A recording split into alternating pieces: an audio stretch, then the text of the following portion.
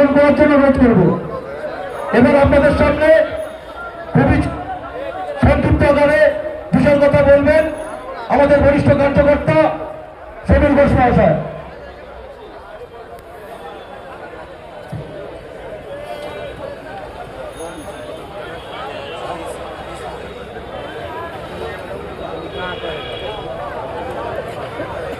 দেখছি আমাদের হিন্দু সংগঠনের তরফ থেকে আগে যে লোক দেখেছিলাম আজকের এই সভায় এসে আমি যে পরিমাণ লোক দেখতে পাচ্ছি তাদের সত্যি খুবই আনন্দ লাগছে।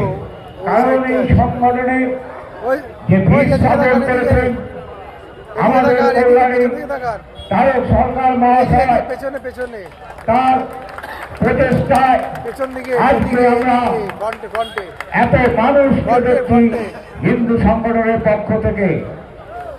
আমরা চাই যে হিন্দু সংগঠন অনেক আগেই হওয়ার কথা দরকার ছিল, কিন্তু